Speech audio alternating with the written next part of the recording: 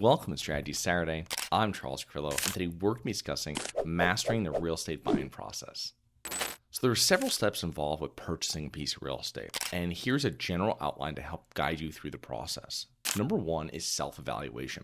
Now, self-evaluation is a process of assessing our situation and our goals. What is the end goal of purchasing a property? How much time do you want to dedicate to managing the property? What type of property would you like to purchase? And do you want the property to be turnkey, or do you mind if it's a fixer-upper? What is your financial position? What is your income, savings, and credit score? And what is the total amount that you'd like to use towards a home? Number two is researching the market. So once you've defined your goals and your situation, start reviewing your target market. What areas and neighborhoods within your market fit your goals and finances? Check out recent comparable sales to gauge fair market prices and start calculating what it would cost to purchase a property with closing costs.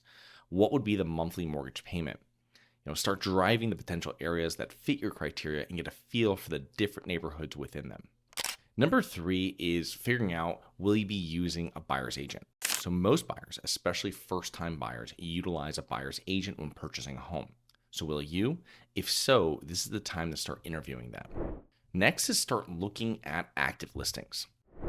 So get approved for a mortgage if you haven't done already, and search on-market properties and start attending open houses. I would keep track of the properties you are reviewing, either online or in person. Note their condition, the pros and cons, and are they going under contract right away? Or are they sitting on the market? And this is going to help you really gauge where the market is for the properties you're looking at.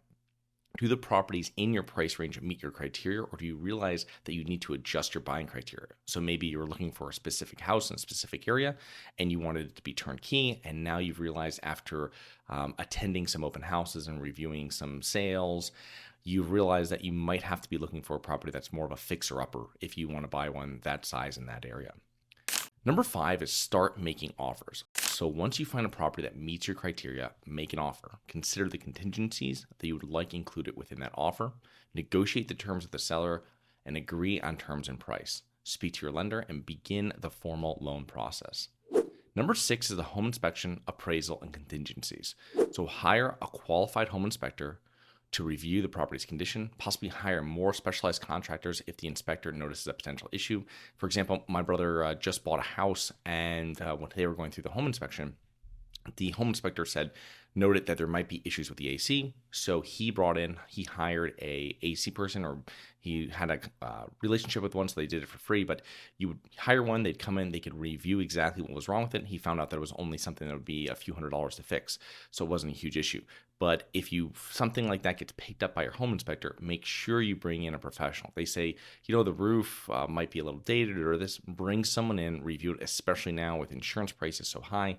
You want to make sure that any of these problems, these are things that will trigger higher insurance policies and possibly keep you from getting coverage. So you want to make sure that these, especially these costly issues, that you bring in someone that's specialized to do it.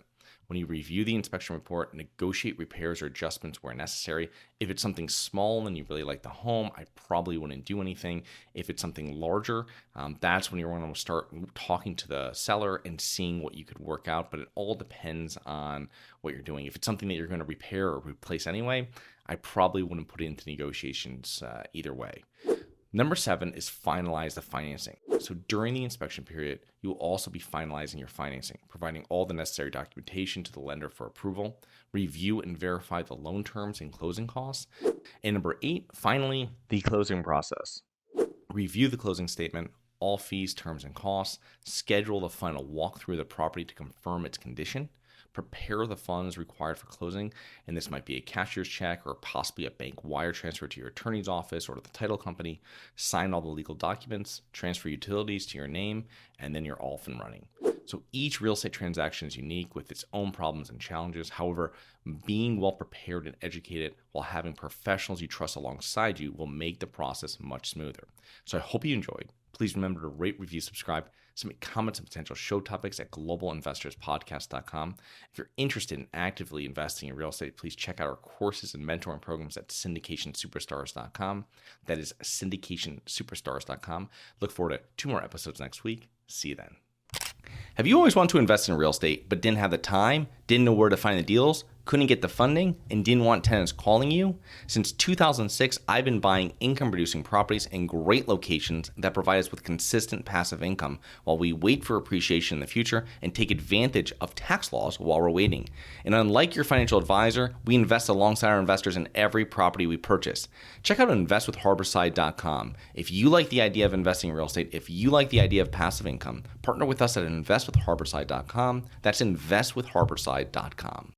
Nothing in this episode should be considered specific, personal, or professional advice. Any investment opportunities mentioned on this podcast are limited to accredited investors. Any investments will only be made with proper disclosure, subscription documentation, and are subject to all applicable laws. Please consult an appropriate tax, legal, real estate, financial, or business professional for individualized advice. Opinions of guests are their own. Information is not guaranteed. All investment strategies have the potential for profit or loss. The host is operating on behalf of Syndication Superstars LLC exclusively.